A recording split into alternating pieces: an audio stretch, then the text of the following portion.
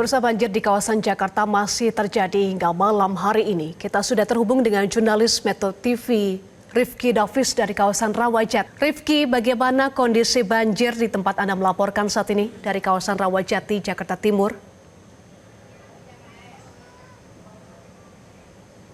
Ya, Eva serta pemirsa, betul sekali saat ini kami masih berada di kawasan Rawajati, Jakarta Selatan, di mana tadi sempat diguyur hujan. Rawajati ini sebagai informasi merupakan salah satu lokasi yang paling parah terdampak banjir. Dan tadi setelah hujan yang berlangsung sekitar pukul 19 hingga pukul 20 waktu Indonesia Barat, ini ada sedikit kekhawatiran dari warga yang mengungsi bahwa nantinya hujan ini akan memperburuk keadaan, akan berdampak lagi pada air yang meningkat. Sebagai informasi, di kawasan Rawajati ini sendiri ada 4 RW yang terdampak. Kami berada di RW 7 dengan ketinggian paling tingginya dari air yang merendam permukiman warga itu sekitar 3 hingga 3,5 meter.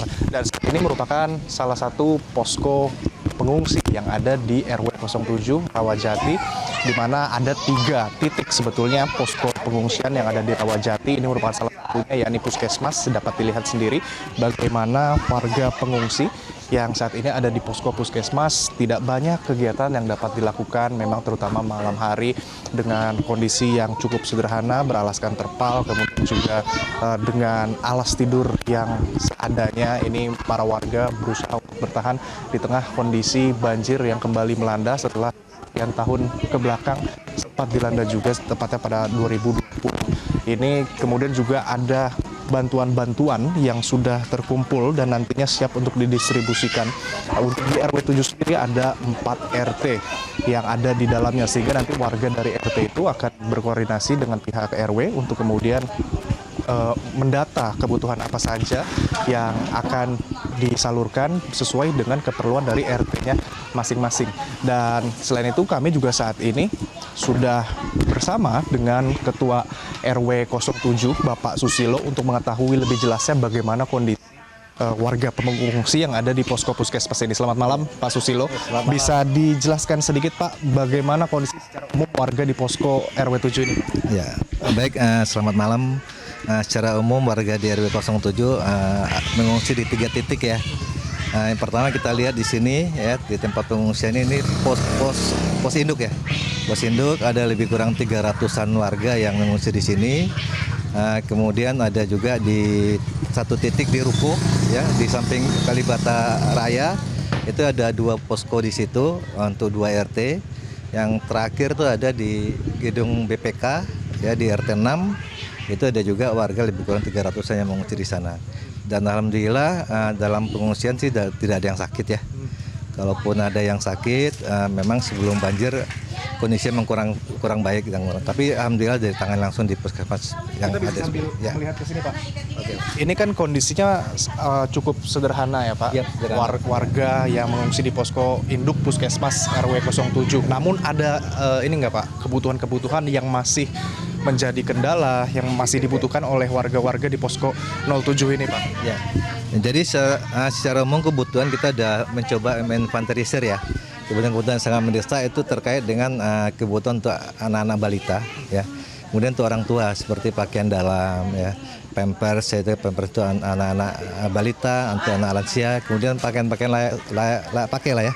Karena memang kondisi ini cukup besar sehingga warga kebanyakan di rumah terendam untuk kebutuhannya, sehingga tidak ada pakaian-pakaian yang bisa digunakan lagi seperti itu. Kemudian kebutuhan mendesak itu terkait dengan kebutuhan untuk anak-anak balita ya, makanan-makanan kecil, susunya ya, sehingga bisa diharapkan menambah kesehatan lah, tentang kekuatan daripada anak-anak tadi. Rawajati ini sendiri merupakan salah satu titik terdampak yang paling parah Pak. Di RW 7 sendiri berapa jumlah warga atau kepala keluarga yang terdampak banjir Pak? Ya. Di RW 7 ini memang cukup besar ya dampaknya. Kita ada 5 RT di sini dengan jumlah jiwanya sekitar 1.109 ya. Ya, 1.109. Kemudian yang terdampak itu ada 1.008 jiwa. Jadi memang hampir semua RT di 5 RT di sini itu kena dampak akibat dari banjir yang besar ini. Ya. Jadi kalau kita lihat kan pengungsi warga yang ada di posko ini jumlahnya tidak terlalu banyak saat ini. Ya. Tapi sebetulnya apakah dari 1.000 lebih warga itu semuanya mengungsi ke posko-posko, Pak? Ya, kalau kita lihat dari 1.000 tadi itu mengungsi di beberapa posko. Di samping itu ada juga yang mengungsi di rumah-rumah tetangga ya. Jadi ada halaman-halaman yang bisa dimanfaatkan, itu bisa digunakan oleh warga yang ikut mengungsi di situ. Ya. Kemudian kita bisa lihat juga ada warga-warga yang mungkin pada malam dia keluar tempat saudaranya, kemudian besok dia balik lagi ke tempat sini. Karena untuk menyangkut masalah pengadaan makanannya seperti itu.